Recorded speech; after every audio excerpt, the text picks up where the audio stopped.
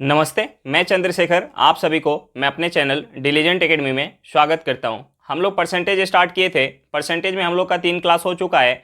आज हम लोग का चौथा क्लास है। हम लोग पिछले क्लास में क्वेश्चन नंबर 24 तक किए थे, आज उससे आगे करेंगे।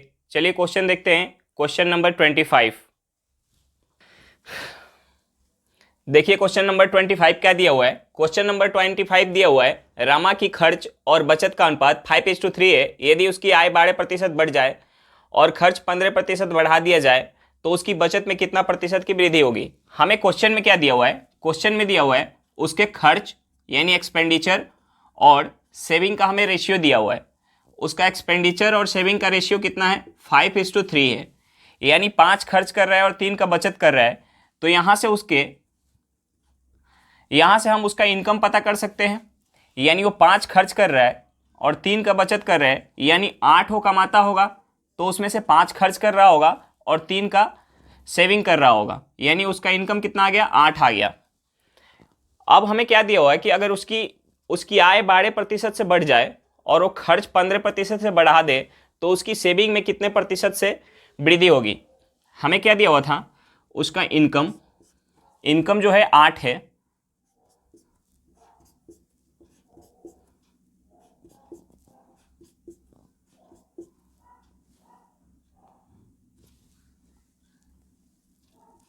उसका इनकम कितना है, 8 है।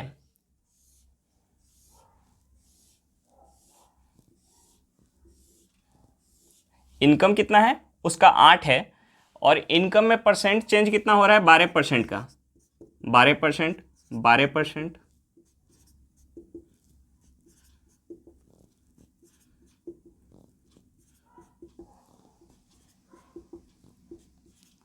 उसके इनकम में परसेंटेज चेंज कितना हो रहा है, 12% का वृद्धि हो रहा है। और हमसे क्या बोला जा रहा है इस क्वेश्चन में, हमसे बोला जा रहा है कि वो अपना खर्च जो है, रामा अपना खर्च जो है 15% बढ़ा दे रहा है। उसका एक्सपेंडिचर कितना है, एक्सपेंडिचर 5 एक्सपेंडिचर है।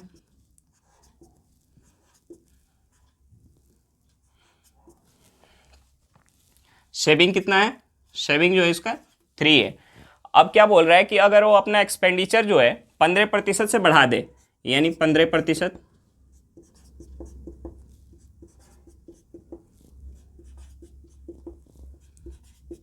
15%, तो उसकी बचत में कितने प्रतिशत की वृद्धि होगी। देखिए वो यहाँ 12 कमा रहा था और खर्च कितना कर रहा है, 15 कर रहा है। यानी 3 एक्स्ट्रा वो खर्च कर रहा है। यहाँ भी 3 एक्स्ट्रा खर्च कर रहा है, यहाँ भी 3 एक्स्ट्रा, यहाँ भी 3 एक्स्ट्रा और यहाँ भी 3 एक्स्ट्रा। यानी वो 5 जगह 3 एक्स्ट्रा खर्च कर रहा है। उसका सेविंग 3 जगह मिला के उसका सेविंग कितना था, यहाँ 12% की सेविंग था, यहाँ 12% का, यहाँ 12% का। और वो एक्स्ट्रा कितना खर्च कर रहा है, 5 एक्स्ट्रा खर्च कर 3 एक्स्ट्रा एक जगह खर्च कर रहा है और 5 जगह वो 3 एक्स्ट्रा खर्च कर रहा है, यानी टोटल 15 एक्स्ट्रा खर्च कर रहा है। यानी जो उसका सेविंग होगा, उसका सेविंग जो होगा, उसका सेविंग यानी वो 3 जगह सेविंग कर रहा है, कितना, 12% प्लस 12% प्लस 12%। यानी उसका 3 जगह जो सेविंग हो रहा था 36% सेविंग हो रहा था। लेकिन उसने यहाँ जो है 15 एक्स्ट्रा खर्च कर दिया। यानी एक्चुअल में जो उसका सेविंग होगा, एक्चुअल में उसका सेविंग कितना होगा, 36 में से 15 कम, यानी 3 सेविंग,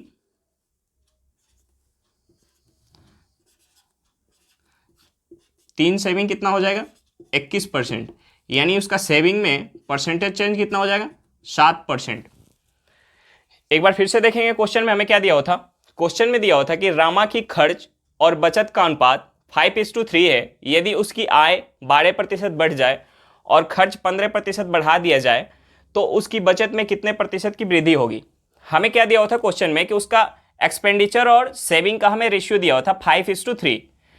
अगर वो 5 खर्च कर रहा था और 3 का बचत कर रहा था, यानी उसका जो इनकम था 8 था और उसके इनकम में 12% की वृद्धि हो रही थी। यानी उसका इनकम कितना है, 8 है। हमने ले लिया उसका जो इनकम है 12% की वृद्धि हो रही है 8 जगह। और उसका एक्सपेंडिचर जो था कितना था, 5 था और उसके एक्सपेंडिचर में 15% की वृद्धि हो रही थी, यानी 15%, 15%। उसका सेविंग कितना हो रहा था, 3 जगह, यानी 3 उसका सेविंग हो रहा था। यहाँ उसका इनकम 12 था और वो खर्च कितना कर रहा था 15, यानी 3 एक्स्ट्रा खर्च कर रहा था। 3 कितने जगह एक्स्ट्रा खर्च कर जाता, 5 जगह उसने 3 एक्स्ट्रा खर्च किया, यानी 15 एक्स्ट्रा खर्च किया। और इन 3 जगहों में उसका सेविंग क्या था 36 था, लेकिन यहाँ उसने 15 एक्स्ट्रा खर्च कर दिया, यानी एक्चुअल में यहाँ सेविंग कितना बचेगा, यहाँ बचेगा 21, यानी 3 जगह का जो सेविंग होगा 21 होगा। तो एक सेविंग में परसेंटेज चेंज कितना हो जाएगा 7%। इस चीज़ को दूसरे तरीके से भी लिख सकते हैं। अगर उसका जो है इनकम कितना था, इनकम 8 था, उसका इनकम 8 था, एक्सपेंडिचर कितना था 5 था, उसका सेविंग कितना था, सेविंग जो था 3 था। उसका इनकम 8 था, सेविंग 5 था, एक्सपेंडिचर 3 था। उसके जो है इनकम में 12% की वृद्धि हो रहा था, 12% की, और उसके जो सेविंग एक्सपेंडिचर में 15% की वृद्धि हो रहा था। हमें क्या निकालना था, उसके सेविंग में परसेंट चेंज निकालना था। हमने क्या किया, यहाँ हमने मान लिया कि उसके इनकम में ऑल ओवर 96% का चेंज हो रहा है, 96% का। उसके एक्सपेंडिचर में हमने मान लिया ऑल ओवर 75% का चेंज हो रहा है, यानी यहाँ से यहाँ तक उसके सेविंग में कितना परसेंट का चेंज हो रहा है, 96 में से हम 75 माइनस करेंगे तो हमारा हो जाएगा 21%। यहाँ हो जाएगा हमारा 21%। अब यहाँ हम 21 लाने के लिए इस क्वेश्चन मार्क की जगह हम क्या रखें कि यहाँ हमारा 21% आ जाए, यानी यहाँ 21% लाने के लिए हमें यहाँ 7% रखना पड़ेगा। ऊपर 3 है, हम यहाँ 7 रखेंगे तो यहाँ हमारा 21% आ जाएगा, 7 3 का 21। यानी हम इसे इस तरीके से भी लिख सकते हैं या हम इस तरीके से लिखें। दोनों तरीके से लिखने के बाद हमारा जो आंसर निकल के आएगा वो सेम निकल के आएगा। चलिए नेक्स्ट क्वेश्चन पे चलते हैं। Question number 26। देखिए क्वेश्चन नंबर 26 क्या दिया हुआ है। क्वेश्चन नंबर 26 दिया हुआ है कि एक विद्यालय में 60 लड़के और शेष लड़कियां हैं। 15% लड़के को तथा 7.5% लड़कियों को फीस में छूट दी जाती है। छूट मिलने वाले छात्रों की संख्या 90 है। यदि यह दिया गया है कि जितने बच्चे को छूट नहीं मिलती उसमें से 50% बच्चे छूट के योग्य हैं, तो ऐसे कुल कितने बच्चे हैं जो योग्य होने के बाद भी छूट से वंचित रहे। हमें क्वेश्चन में क्या दिया हुआ है कि 60% लड़के हैं और शेष लड़कियां हैं, यानी 60% लड़के हैं तो शेष कितना बचा 40%। हमने मान लिया कि इस विद्यालय में जो है टोटल स्टूडेंट थे 100। इस 100 में से जो बॉयज हमें दिया हुआ है, कितना दिया हुआ है, बॉयज दिया हुआ है 60%, यानी 60 हो गया। गर्ल्स कितना हुआ 40%, यानी 40 हो गया। आगे क्या दिया हुआ है कि 15% लड़के, यानी 60 का हम 15% लेंगे। इस 60 का अगर हम 15% लेंगे, 15%, 60 का 15% कितना होगा 9 हो जाएगा। इस हम 40 का, यानी 7.5% लड़की को फीस में छूट दी जाती है, यानी हम 40 का 7.5 लेंगे। इसका 7.5 कितना हो जाएगा,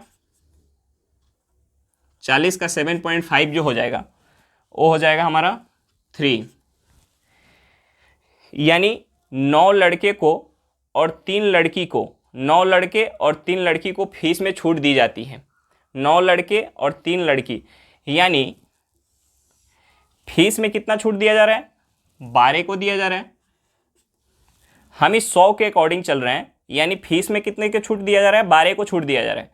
और आगे हमसे क्या बोला जा रहा है कि छूट मिलने वाले छात्रों की संख्या 90 है। यदि यह दिया गया है कि जितने बच्चे को छूट नहीं मिलती उसमें से 50% बच्चे छूट के योग्य हैं, यानी 12 को तो छूट मिल रही है, टोटल कितने हैं 100, यानी जो छूट नहीं मिल रहा है वो कितने हुए 100 माइनस 12, ये कितना हुआ 88। इस 88 में से हमें दिया हुआ है कि 50% बच्चे छूट के योग्य हैं, यानी इस 88 में से 44 जो लड़के हैं वो छूट के योग्य हैं और 44 छूट के योग्य नहीं हैं। हमें निकालना था उन बच्चों की संख्या जो छूट के योग्य होने के बाद भी छूट से वंचित रहे, यानी इस 44 का वैल्यू निकालना था। हमें क्वेश्चन में क्या दिया हुआ है कि छूट मिलने वाले छात्रों की जो संख्या है 90 है। हमारा इस 100 के अकॉर्डिंग छूट मिलने वाले छात्रों की संख्या कितना निकल के आया है? 12 निकल के आया है। यानी इस 12 का जो हमारा वैल्यू है वो क्वेश्चन में कितना दिया हुआ है? 90 दिया हुआ है। क्वेश्चन में जो है 90 दिया हुआ है। तो यहाँ से 12 बराबर 90 दिया हुआ है, तो हम यहाँ से 44 के बराबर निकाल सकते हैं। यानी 12 यूनिट का जो हमारा वैल्यू है वो 90 है, तो हम 44 यूनिट का वैल्यू निकाल सकते हैं। यानी 12 किसके बराबर है? 90 के बराबर। तो हम अगर 4 लेंगे, 4 किसके बराबर होगा? इस साइड हम 3 से डिवाइड किए, तो इस साइड भी 3 से डिवाइड करेंगे, यानी 30 हो जाएगा। अब हमें किसका वैल्यू चाहिए? 44 का। 44 यानी इस साइड अगर हम 11 से गुना किए तो इस साइड भी 11 से गुना करेंगे, यानी 11 3 33 पे 0। ये हमारा जो बच्चे छूट के योग्य थे और उन्हें छूट नहीं मिल रहा था, उन बच्चों की संख्या कितना है? 330 है। एक बार फिर से देखेंगे क्वेश्चन। हमें क्वेश्चन में क्या दिया हुआ था कि एक विद्यालय में 60% लड़के और शेष लड़कियां हैं, 15% लड़के को तथा 7.5% लड़कियों को फीस में छूट दी जाती है। छूट मिलने वाले छात्रों की संख्या जो है हमारा 90 है। यदि यह दिया गया है कि जितने बच्चे को छूट नहीं मिलती उसमें से 50% बच्चे छूट के योग्य है, तो ऐसे कुल कितने बच्चे हैं जो योग्य होने के बाद भी छूट से वंचित रहे? हमें उन बच्चों की संख्या निकालना था जो छूट के योग्य होने के बाद भी छूट से वंचित रहे। हमें क्वेश्चन में दिया हुआ था कि 60% लड़के थे और शेष लड़की, यानी 60% अगर लड़के हो गए तो हमने मान लिया 40%, शेष कितना बचा? 40% लड़की हो गई। हमने यहाँ टोटल जो विद्यालय की जो विद्यार्थी का जो संख्या था हमने 100 ले लिया। 100 का 60% कितना हुआ? 60 हुआ। और शेष कितना बचा? 40, यानी 40 गर्ल्स हो गई और 60 बॉयज़ हो गए। आगे हमें क्या दिया हुआ था कि 15% लड़के को इसमें से छूट मिल रहा है और 7.5% लड़की को छूट मिल रहा है। 60 का हम 15% लेंगे, कितना होगा? 9 होगा। और 40 का हम 7.5% लेंगे, कितना होगा? 3 होगा। यानी 9 और 3 जोड़ेंगे तो कितना होगा? 12। यहाँ हमारा 100 के अकॉर्डिंग 12 बच्चे को छूट मिल रहा है। लेकिन क्वेश्चन में कितने दिया हुआ है कि छूट मिलने वाले छात्रों की जो संख्या है वो 90 है। यानी 12 यूनिट की जो वैल्यू है वो कितना है? 90 है।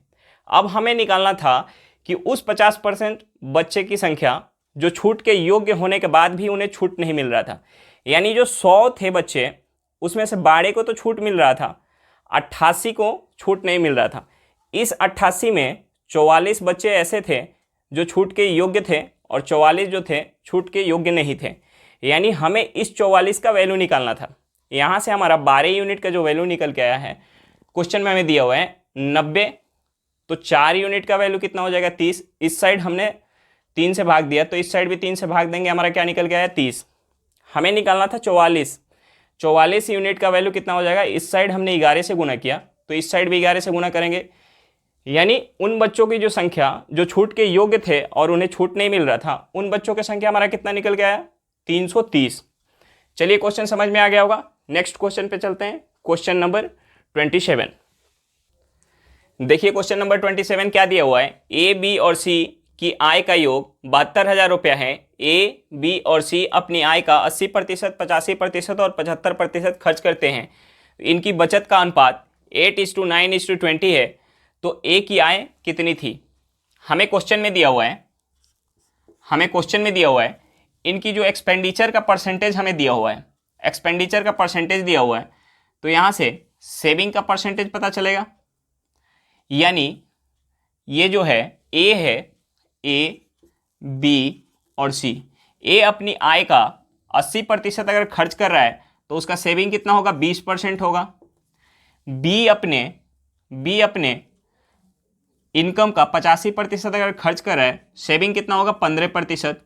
सी जो है अपने आय का 75% खर्च कर रहा है, तो उसकी सेविंग कितना होगा? 25%। अब हमें ये पता चला कि ए की जो सेविंग है 20% है, बी की सेविंग 15% है और सी की सेविंग जो है 25% है। हमें क्वेश्चन में दिया हुआ है इनकी बचत का रेशियो दिया हुआ है। यानी इनकी बचत का जो हमें रेशियो दिया हुआ है, रेशियो क्या दिया हुआ है?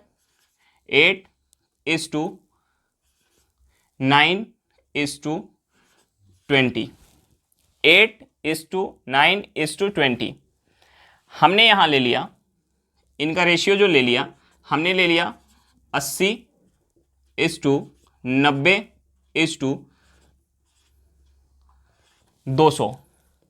अब देखिए, अगर ए का जो शेविंग कितना है, 20% है, 20% का जो वैल्यू है 80 है, तो 1% निकल के आएगा यहाँ से। ए का 1% कितना होगा, 20% अगर 80 है तो 1% कितना हो जाएगा, 4 हो जाएगा। अगर बी का 15% 90 है तो बी का 1% कितना हो जाएगा, 1% बी का कितना हो जाएगा, 6 हो जाएगा। अब देखिए, सी का जो 25% है 200 है, तो सी का 1% कितना हो जाएगा, सी का 1% कितना हो जाएगा, 8 हो जाएगा। यानी ए का 1% हमें पता चल गया 4 है, बी का 1% 6 है और सी का 1% 8 है। अब हमें इनकम का रेशियो चाहिए, इनके इनकम का रेशियो चाहिए, क्योंकि हमें इनकम का जो टोटल योग दिया हुआ है और ए का इनकम पूछ रहा है हमसे, तो हमें इनकम का रेशियो चाहिए। हम इनकम का रेशियो कैसे निकालेंगे, इनकम जो होगा वो अपने आप में क्या होगा, 100% होगा। यानी इसका 100% कितना हो जाएगा, इसका 100% हो जाएगा 400, इसका 100% कितना हो जाएगा 600, इसका 100% कितना हो जाएगा, इसका 100% हो जाएगा 800। यानी हमें ए का 100% पता चल गया 400 है, बी का 100% कितना है 600 है और सी का 100% कितना है 800 है। अब हमें इनकम का रेशियो चाहिए, इनकम का रेशियो ए, बी और सी। ए का कितना है 400 है, बी का कितना है 600 है, सी का कितना है 800 है। अगर हम इसे 200 से काटेंगे, ये कितना बार में जाएगा, 2 बार में, ये कितना बार में जाएगा 3 बार में, ये कितना बार में जाएगा 4 बार में। यानी इनकम का जो हमारा रेशियो है वो क्या निकल के आया, 2:3:4। अब हमें जो इनकम का टोटल योग दिया हुआ है, टोटल योग कितना दिया हुआ है 72,000 रुपया, और इसका रेशियो कितना निकल के आया 2, 3 और 4। यानी हम यहाँ से ये लिख सकते हैं कि 3, 2, 5, 4, 9, यानी 9 यूनिट की जो वैल्यू है, हमें क्वेश्चन में कितना दिया हुआ है 72,000 दिया हुआ है।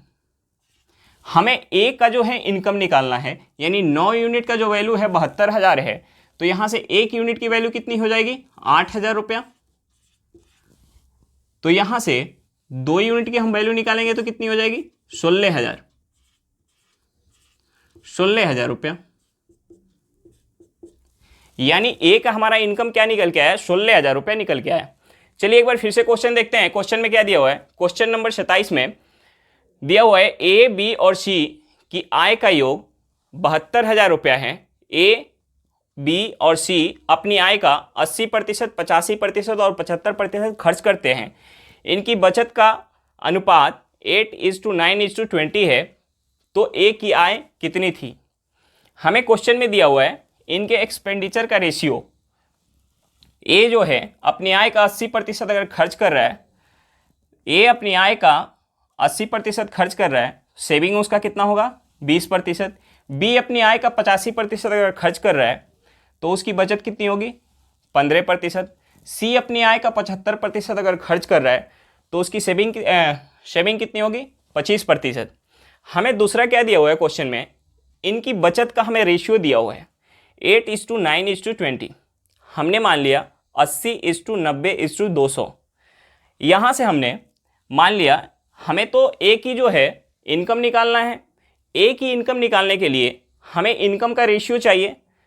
ए की इनकम का रेशियो हम कैसे निकाल पाएंगे, अगर हम ए का 20% 80 है, अगर हम ए का 100% निकाल लें तो हम यहाँ से अगर ए, बी और सी का 100% निकाल लेते हैं तो हम उनके इनकम का रेशियो निकाल पाएंगे। यानी हमने मान लिया ए का 20% 80 है तो ए का 1% कितना हो जाएगा 4 हो जाएगा, तो ए का 100% कितना हो जाएगा 400 हो जाएगा। बी का 15% जो है 90 है तो 1% कितना होगा 6 होगा, तो 100% कितना हो जाएगा ₹600 हो जाएगा। सी का जो है 25% 200 है, 1% कितना हो जाएगा 800 हो जाएगा, 100% कितना हो जाएगा ₹800 हो जाएगा, 800 हो जाएगा। 1% 8 हुआ तो 100% कितना हो जाएगा 800 हो जाएगा। यहाँ से हमें ए बी और सी का 100% की वैल्यू पता चल गया। हम यहाँ से इनकम का रेशियो निकाल पाएंगे। हमारा इनकम का रेशियो निकल के आया 2:3:4। अब हमें टोटल इनकम का जो है योग दिया हुआ था क्वेश्चन में 72,000 रुपया, यानी 2 + 3 + 4 यूनिट का हमें वैल्यू दिया हुआ था 72,000 रुपया। हमें ए का इनकम निकालना था, यानी 2 यूनिट का हमें वैल्यू निकालना था।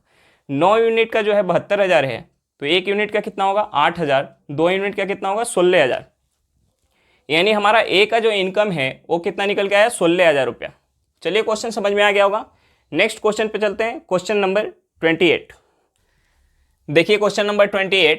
क्वेश्चन नंबर 28 क्या दिया हुआ है, एक संख्या को 2 भागों में इस प्रकार बांटा गया है कि पहले भाग का 80%, दूसरे भाग का 60% से 3 अधिक तथा दूसरे भाग का 80% पहले भाग के 90% से 6 अधिक है। हमने मान लिया पहला भाग जो है, पहला भाग क्या है ए है, संख्या का जो पहला भाग है ए है।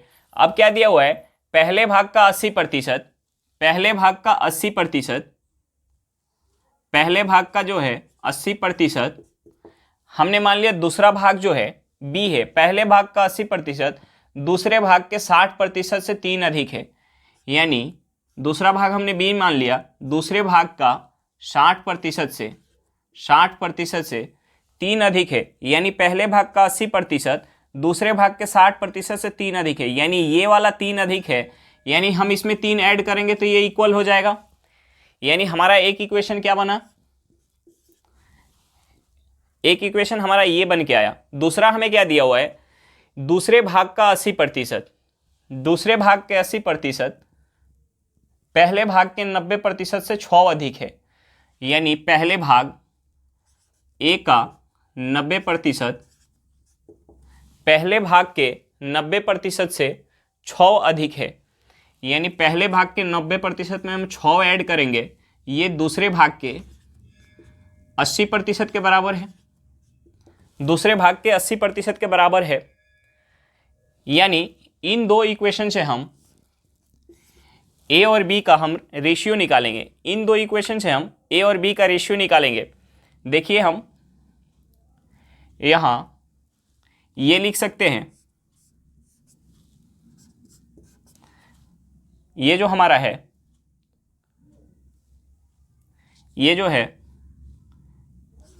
ए, हमने मान लिया ए इंटू 80% माइनस, हम इस साइड लाएंगे, ये हो जाएगा बी इंटू 60%, ये किसके बराबर हो जाएगा 3 के बराबर। हमने पहले इक्वेशन में लाया ये। अब दूसरा जो हमारा है ए का 90%, अगर हम इस 6 को उस साइड ले जाएंगे, इस 6 को उस साइड ले जाएंगे तो हमारा माइनस का हो जाएगा, यानी और इस b इंटू 80% को इस साइड लाएंगे तो ये माइनस का हो जाएगा, माइनस का b into 80% equal to minus का 6। अब हम इसे सॉल्व करने के लिए अगर हम a का जो वैल्यू, a का 80% और a का 90%, अगर हम इन दोनों को बराबर करना चाहें तो ऊपर अगर हम 9 से गुना कर दें और नीचे 8 से गुना कर दें तो ये a का जो हमारा है परसेंट वैल्यू बराबर हो जाएगा। यानी हम इसे ये लिख सकते हैं a इंटू 80 में अगर हम 9 से गुना करेंगे यानी 72,720 माइनस, हम यहाँ अगर 9 से गुना करेंगे ये हो जाएगा b इंटू 540 इक्वल टू 9 में अगर 3 में अगर 9 से करेंगे तो 9 3 27। अब हम यहाँ 8 से करेंगे तो ये हो जाएगा a इंटू 720 माइनस 80 में अगर 8 से करेंगे ये कितना हो जाएगा b इंटू, अगर हम -6 में 8 से करेंगे ये कितना हो जाएगा -48। अगर इन दोनों इक्वेशन को हम अगर माइनस करना चाहें तो माइनस करेंगे तो क्या होगा, साइन चेंज हो जाएगा, यानी ये प्लस है तो माइनस हो जाएगा, ये माइनस है तो प्लस हो जाएगा, ये फिर प्लस हो जाएगा, यानी ये हमारा कट जाएगा। यहाँ क्या बचेगा, यहाँ बचेगा अगर b इंटू 640% में से b इंटू 540% को अगर हम माइनस करेंगे तो क्या बचेगा b इंटू 100% इक्वल टू, अगर हम इसे ऐड करेंगे तो ये हमारा क्या होगा, इसे ऐड करेंगे तो ये हो जाएगा 15 के 5 1 6 1 7 75। यहाँ से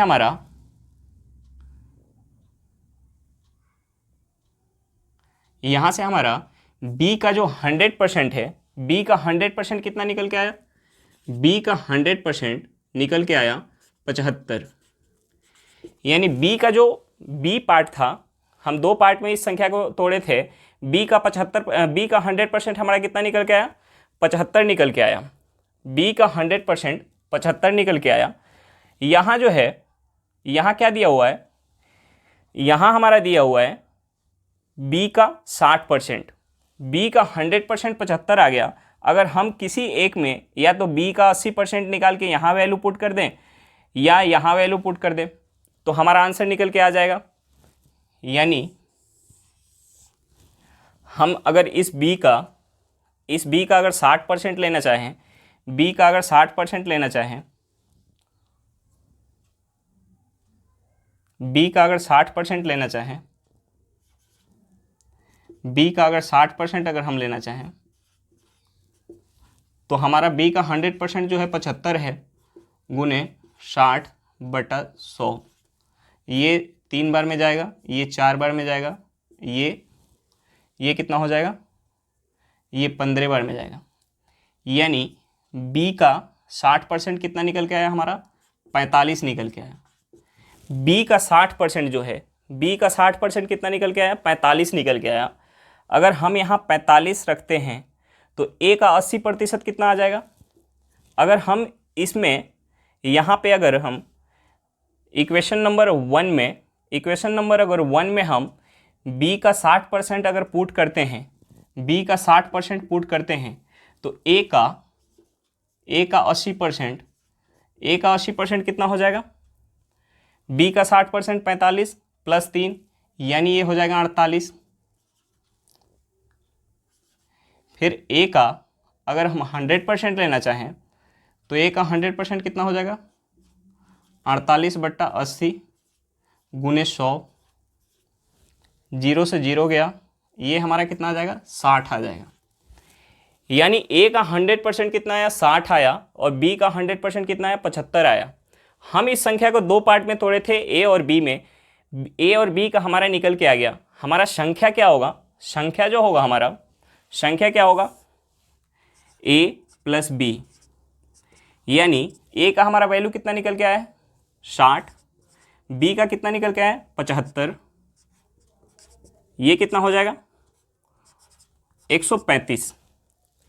हमारा संख्या क्या निकल के आया 135 निकल के आया। एक बार फिर से क्वेश्चन देखेंगे, हमें क्वेश्चन में क्या दिया हुआ था कि एक संख्या को दो भागों में इस प्रकार बांटा गया कि पहले भाग का 80% दूसरे भाग के 60% से 3 अधिक है तथा दूसरे भाग का 80% पहले भाग के 90% से 6 अधिक है, तो संख्या ज्ञात करें।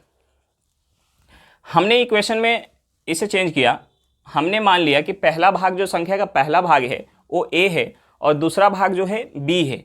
पहले भाग का 80% दूसरे भाग के 60% से 3 ज़्यादा था, यानी ये वाला साइड हमारा 3 ज़्यादा है। तो अगर हम b के 60% में अगर 3 ऐड कर देंगे तो ये दोनों बराबर हो जाएगा, यानी ये हमारा पहला इक्वेशन हुआ। अब दूसरा क्या दिया हुआ था कि दूसरा दिया हुआ था कि दूसरे भाग का 80% पहले भाग के 90% से 6 ज़्यादा है। दूसरे भाग का 80% पहले भाग के 90% से 6 ज़्यादा है, यानी b का 80% a के 90% से 6 ज़्यादा है। तो अगर हम बी ए के 90% में 6 ऐड कर दें तो ये दोनों बराबर हो जाएगा। ये हमारा दूसरा इक्वेशन आया। हम यहाँ से इन दोनों इक्वेशन में हम यहाँ ए का जो है ए का वैल्यू बराबर करने के लिए ऊपर वाले इक्वेशन में 9 से गुना किए और नीचे वाले इक्वेशन में 8 से गुना किए।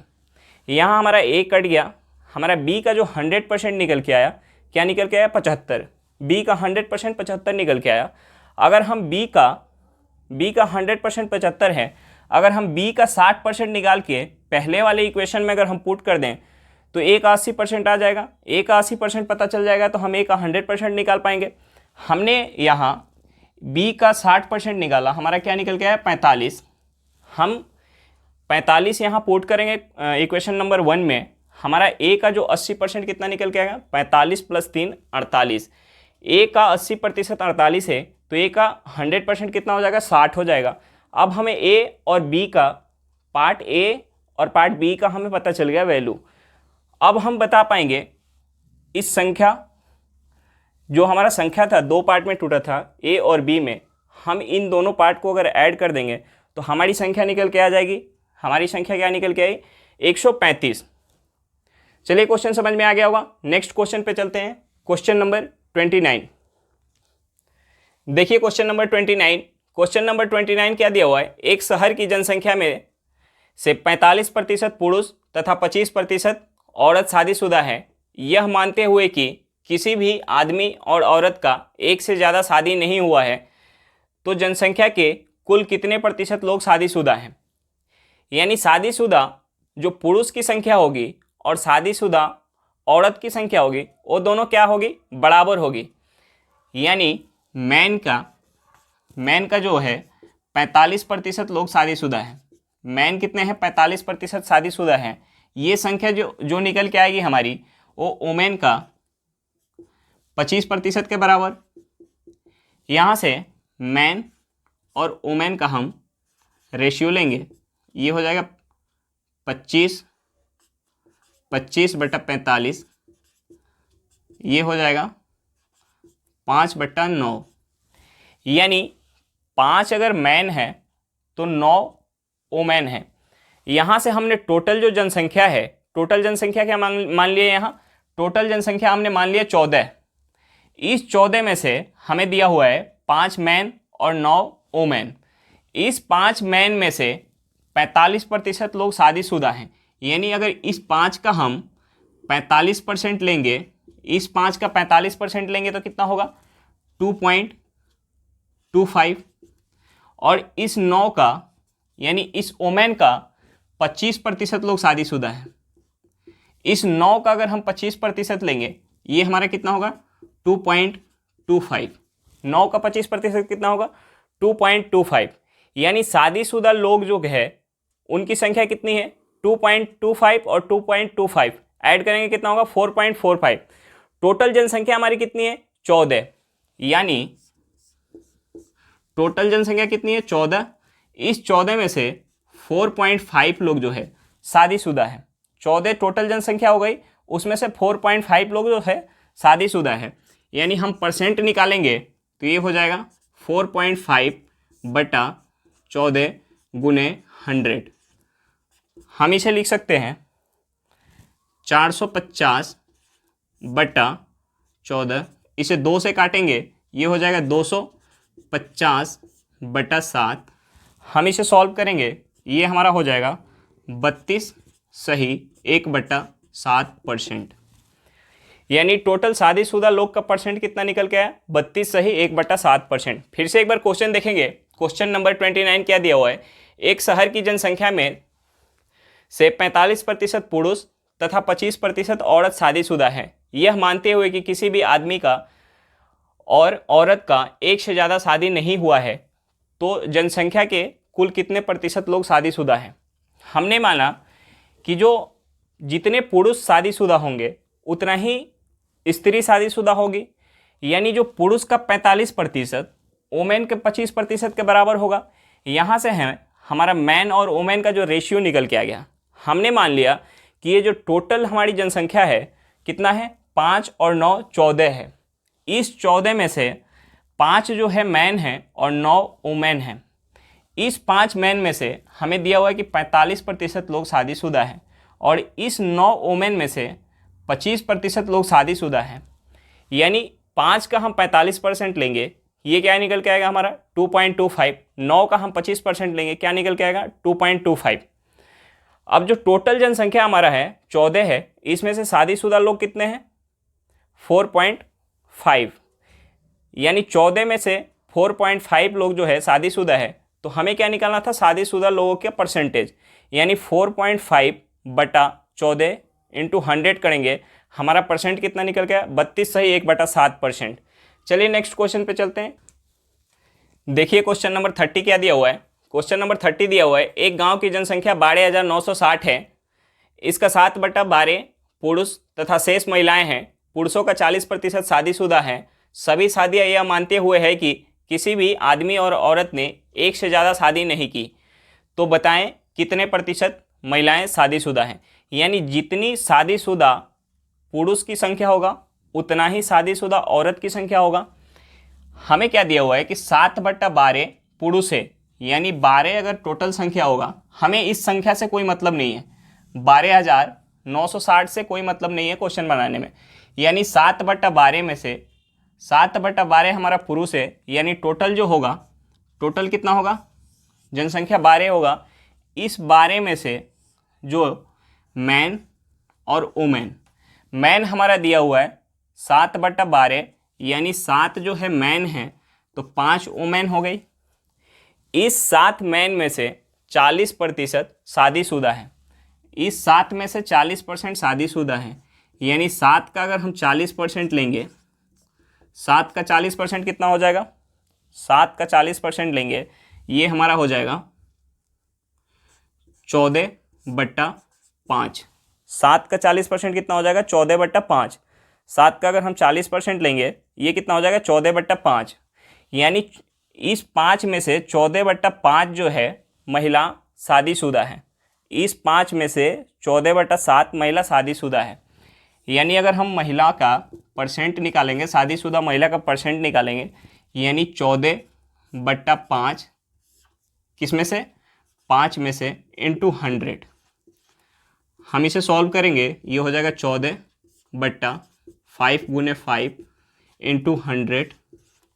हम इस 25 से 100 को काटेंगे, कितने बार में जाएगा 4 बार में, यानी 56% महिलाएं शादीशुदा हैं।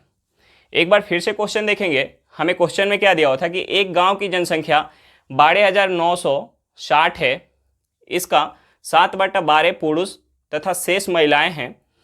पुरुषों का 40% शादीशुदा है। सभी शादियां यह मानते हुए है कि किसी भी आदमी और औरत ने एक से ज़्यादा शादी नहीं की। तो बताएं कि कितने प्रतिशत महिला शादीशुदा है, कितने प्रतिशत महिला शादीशुदा है। हमें क्वेश्चन में दिया हुआ था कि 7/12 पुरुष है। हमने मान लिया कि इस गांव की जो जनसंख्या है वो 12 है, उसमें से 7/12 पुरुष है, यानी पुरुष की जो संख्या है 7 है, महिला कितनी हो जाएगी 5 हो जाएगी। 7 अगर पुरुष हो गए, टोटल 12 है, तो महिला की संख्या क्या आ गया 5 आ गया। इस 7 पुरुष में से 40% शादीशुदा हैं, यानी 7 का हम 40% लेंगे, ये 14/5 हो जाएगा। यानी 14/5 जो हमारा संख्या आया पुरुष का, उतना ही महिला भी शादीशुदा होगी। यानी इस 5 में से 14/5 महिला शादीशुदा है। यानी 14/5 टोटल कितना है संख्या 5 का कितना परसेंट होगा, 14/5/5 करेंगे इंटू 100, ये हमारा निकल के आएगा 56%। यानी 56% महिला शादीशुदा है। चलिए क्वेश्चन समझ में आ गया होगा। नेक्स्ट क्वेश्चन पे चलते हैं, क्वेश्चन नंबर 31। देखिए क्वेश्चन नंबर 31 क्या दिया हुआ है, एक आयत का क्षेत्रफल कितना प्रतिशत बढ़ जाएगा यदि उसकी लंबाई 23% और चौड़ाई 9% बढ़ा दी जाए। देखिए आयत का क्षेत्रफल क्या होता है, आयत का क्षेत्रफल होता है लंबाई गुने चौड़ाई। किसी भी दो चीज के प्रोडक्ट में अगर लगातार प्रतिशत चेंज की जाए तो वहां हम क्या लगाते हैं, सक्सेसिव लगाते हैं। अगर लंबाई आयत के लंबाई में वृद्धि, लंबाई में जो है प्रतिशत वृद्धि, ए प्रतिशत की वृद्धि की जाए, ए प्रतिशत की वृद्धि की जाए, लंबाई में ए प्रतिशत की वृद्धि और उसके चौड़ाई में बी प्रतिशत की वृद्धि की जाए, तो वहाँ हमारा सक्सेसिव क्या होता है, ए प्लस बी प्लस ए इंटू बी बटा 100। अगर उसकी लंबाई में ए प्रतिशत की वृद्धि की जाए और उसकी चौड़ाई में बी प्रतिशत की कमी की जाए, तो वहाँ हमारा सक्सेसिव क्या हो जाता है, ए माइनस बी माइनस ए इंटू बी बटा 100।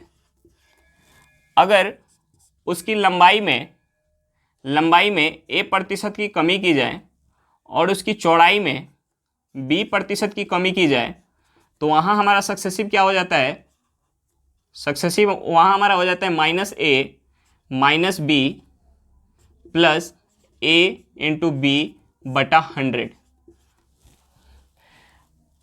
अगर हम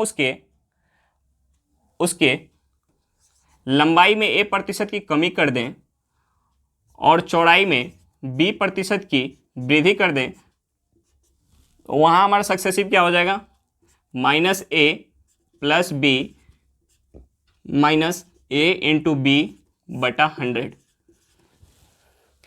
यानी अगर किसी भी दो चीज़ के प्रोडक्ट में अगर हम प्रतिशत चेंज करें तो वहाँ हम क्या लगाते हैं, सक्सेसिव लगाते हैं। हम सक्सेसिव कैसे लगाते हैं, अगर आयत की लंबाई में ए प्रतिशत की वृद्धि हो और बी प्रतिशत की वृद्धि हो, तो वहाँ हमारा उसकी क्षेत्रफल में जो होगा A plus B into A into B बटा 100 इतना प्रतिशत का जो हमारा होगा चेंज होगा।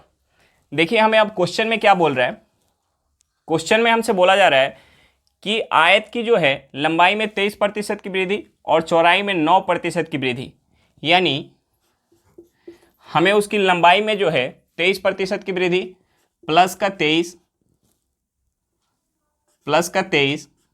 प्लस ये जो हमारे चौड़ाई है, चौड़ाई में 9% की वृद्धि प्लस 23 गुने 9 बटा 100।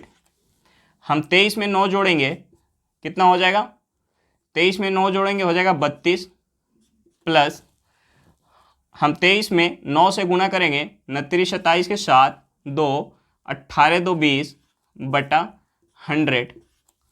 ये हमारा हो जाएगा 34.07%। यानी उसके क्षेत्रफल में कितने परसेंट की वृद्धि होगी, 34.07%। एक बार फिर से देखेंगे, यहाँ हमें क्या दिया हुआ था क्वेश्चन में कि एक आयत का क्षेत्रफल कितना प्रतिशत बढ़ जाएगा यदि उसकी लंबाई में 23% और उसकी चौड़ाई में 9% बढ़ा दी जाए। यानी हमें किसी भी दो चीज़ के प्रोडक्ट में अगर हमें परसेंट चेंज दिया हो, लगातार परसेंट चेंज दिया हो, तो हम वहाँ क्या लगाते हैं, सक्सेसिव लगाते हैं। हम यहाँ आयत ही मान लिए कि अगर उसके आयत की लंबाई में ए प्रतिशत की चेंज और उसकी चौड़ाई में बी प्रतिशत की चेंज हो, तो उसके क्षेत्रफल में जो होगा A plus B into A B बटा 100% का चेंज आएगा। अगर उसकी लंबाई में ए प्रतिशत की वृद्धि कर दी जाए, उसकी चौड़ाई में बी प्रतिशत की कमी कर दी जाए, तो यहाँ हमारा हो जाता है ए माइनस बी माइनस ए इंटू बी बटा 100। अगर उसकी लंबाई में ए प्रतिशत की कमी और उसकी चौड़ाई में बी प्रतिशत की कमी कर दी जाए, तो उसकी क्षेत्रफल में minus A minus B plus A B into 100। अगर उसके क्षेत्रफल उसकी लंबाई में ए प्रतिशत की कमी, उसकी चौड़ाई में बी प्रतिशत की कमी कर दी जाए, तो यहाँ हमारा उसके क्षेत्रफल में क्या होगा, minus A plus A B minus plus B minus A B बटा 100 उसके क्षेत्रफल में चेंज आएगा। यानी हमें क्या दिया होता क्वेश्चन में कि उसकी लंबाई में 23% की वृद्धि और उसकी चौड़ाई में 9% की वृद्धि की जाए, तो उसके क्षेत्रफल में प्रतिशत चेंज बताएं। यानी ये हमारा हो जाएगा प्लस का 23 प्लस का 9 इंटू 23 बटा 9 बटा 100। इसे हम सॉल्व करेंगे, हमारा आंसर क्या निकल के आएगा, 34.07%। चलिए नेक्स्ट क्वेश्चन पे चलते हैं, क्वेश्चन नंबर 32। देखिए क्वेश्चन नंबर 32 क्या दिया हुआ है। क्वेश्चन नंबर 32 दिया हुआ है, एक घनाभ की लंबाई 12% बढ़ा दी जाए, चौड़ाई 25% बढ़ा दी जाए और ऊंचाई 5% बढ़ा दी जाए तो आयतन में कितने प्रतिशत की वृद्धि होगी। घनाभ का जो आयतन होता है, घनाभ का आयतन क्या होता है, लंबाई गुने चौड़ाई गुने ऊंचाई। अब क्या बोला जा रहा है क्वेश्चन में कि इसकी लंबाई में 12% की वृद्धि, इसकी चौड़ाई में 25% की वृद्धि और इसकी ऊंचाई में 5% की वृद्धि की जाती है तो उसके आयतन में कितने प्रतिशत की वृद्धि होगी।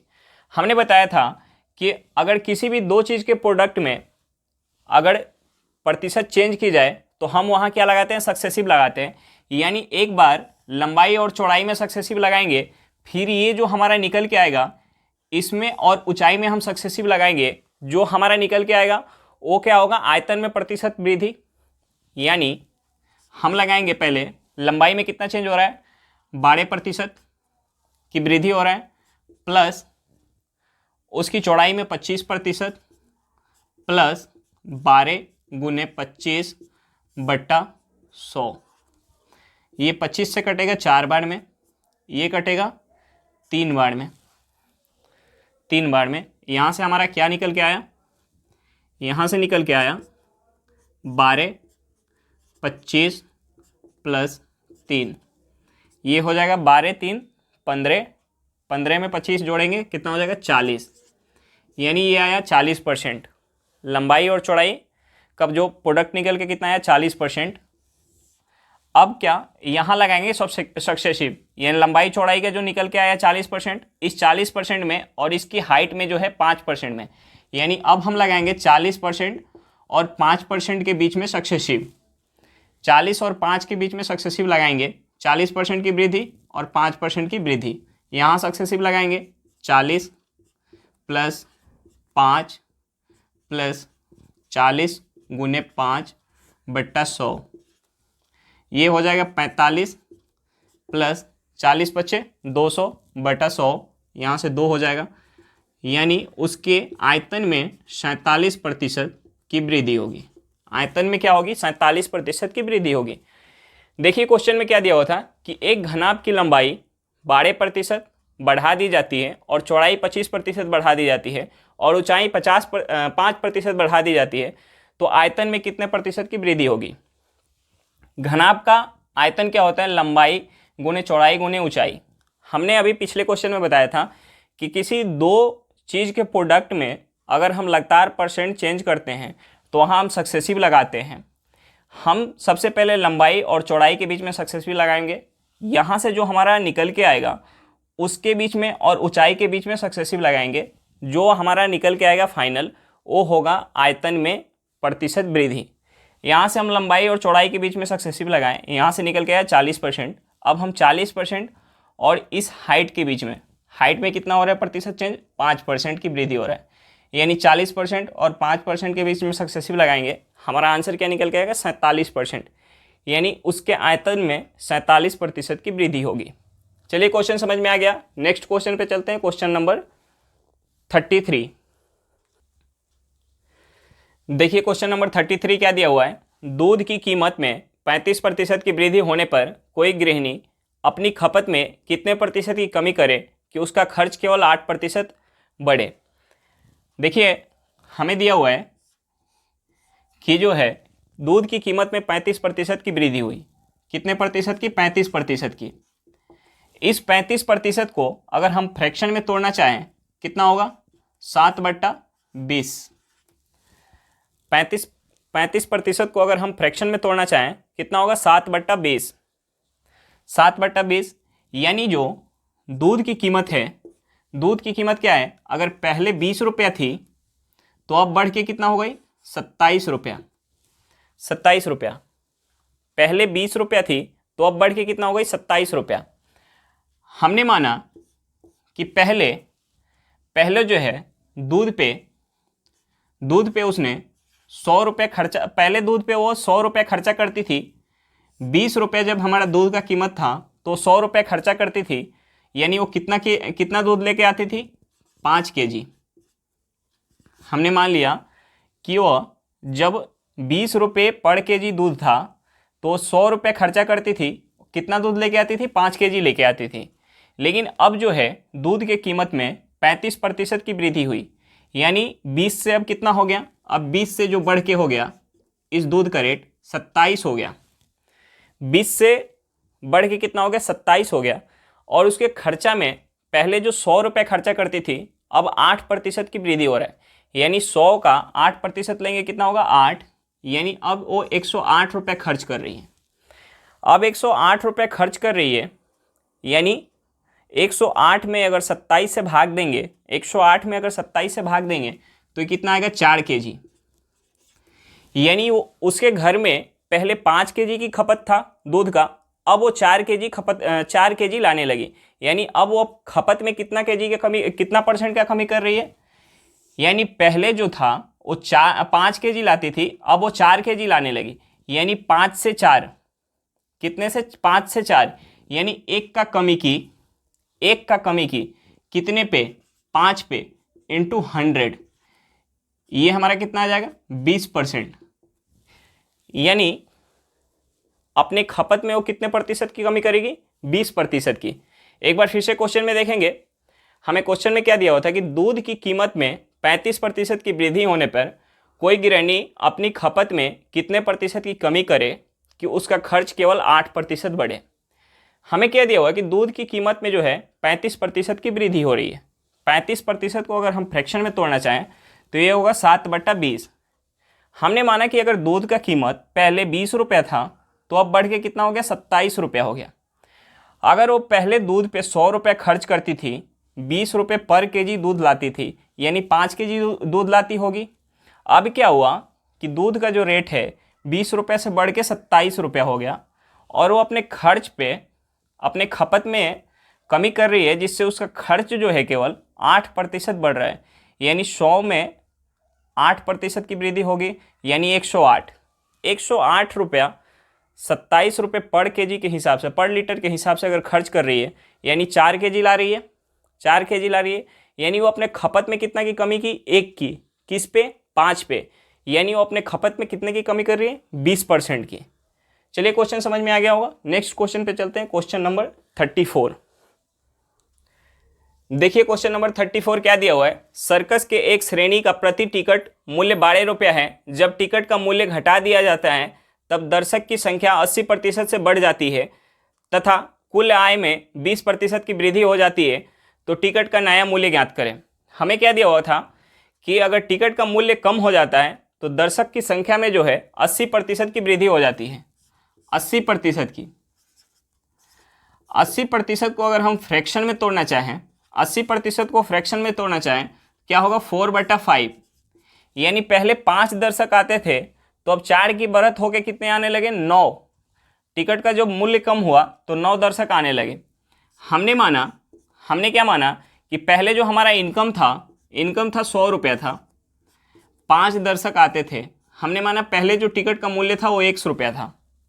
अब क्या हो रहा है कि उसकी टिकट का मूल्य कम हो रहा है, दर्शक की जो संख्या में है 80% की वृद्धि हो रही है, और उसके इनकम में 20% की वृद्धि हो रही है, यानी अब उसका इनकम हो गया 120। दर्शक की संख्या में 5 में 80 की वृद्धि होगी, यानी 9। हमने माना अब जो घटा हुआ मूल्य है वो कितना है? y है। यहाँ से हम x और y का रेशियो लेंगे, यानी x बटा y लेंगे, ये हो जाएगा 100/5, 120/9, ये हो जाएगा हमारा 100/5 गुने 9/120, ये जाएगा 5 बार में, ये जाएगा 6 बार में, इस 5 से 5 चला जाएगा, ये काटेंगे, ये 3 बार में, ये 2 बार में। x/y हमारा रेशियो कितना है?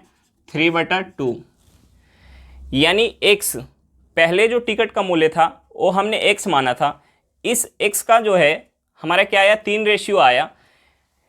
इस x का, यानी पहले जो टिकट का मूल्य था वो तो हमें क्वेश्चन में दिया हुआ था 12 रुपया, यानी ये जो 3 यूनिट है इस 3 यूनिट का जो वैल्यू क्वेश्चन में हमें दिया हुआ था 12 रुपये दिया हुआ था, तो जो अब नया मूल्य आ रहा है हमारा टिकट का 2 यूनिट, इस 2 यूनिट का हमारा कितना हो जाएगा 8 रुपया, यानी 3 का जो है 12 है तो 1 का कितना हो जाएगा 4 हो जाएगा, 2 का कितना हो जाएगा 8 हो जाएगा। नया मूल्य क्या निकल के आया 8 रुपये निकल के आया। फिर से एक बार देखेंगे क्वेश्चन में क्या दिया हुआ कि सर्कस के एक श्रेणी का प्रति टिकट मूल्य 12 रुपया है। जब टिकट का मूल्य घटा दिया जाता है तब दर्शक की संख्या 80% से बढ़ जाता है तथा कुल आय में 20% की वृद्धि हो जाती है, तो टिकट का नया मूल्य ज्ञात करें। हमें क्वेश्चन में दिया हुआ था कि अगर टिकट के मूल्य में हम कमी करते हैं तो दर्शक की संख्या में 80% से वृद्धि होती है। इस 80% को हमने फ्रैक्शन में तोड़ा, 80 को फ्रैक्शन में तोड़ेंगे 80% को 4/5 हो जाएगा, यानी पहले 5 दर्शक आते थे, अब 4 बढ़ के कितने आने लगे 9। हमने माना पहले जो हमारा इनकम था वो 100 रुपया था, इनकम अब बढ़ के कितना हो रहा है 120 रुपया। पहले दर्शक आते थे 5, अब दर्शक कितने आने लगे 9। पहले हमने मान लिया टिकट का जो मूल्य था वो x था, अब टिकट का मूल्य घट के कितना हुआ y। हमने यहाँ से x और y का रेशियो लिया, x और y का रेशियो लिया, हमारा x और y का रेशियो क्या निकल गया 3/2। 3 जो x है यानी पहले वाले टिकट का मूल्य वो तो हमें क्वेश्चन में दिया हुआ है 12 रुपया, यानी 3 यूनिट का जो वैल्यू है 12 रुपया है, तो 2 यूनिट का वैल्यू कितना हो जाएगा 8 रुपया, यानी टिकट का नया मूल्य कितना निकल के आया 8 रुपया। चलिए आज के लिए इतना ही, फिर मिलते हैं नेक्स्ट वीडियो में। अगर वीडियो आपको अच्छी लगी हो तो वीडियो को लाइक करना बिल्कुल ना भूलें। अगर आप मेरे चैनल पर नए हैं तो चैनल को सब्सक्राइब ज़रूर करें और वीडियो को अपने दोस्तों के साथ शेयर ज़रूर करें। चलिए बाय बाय।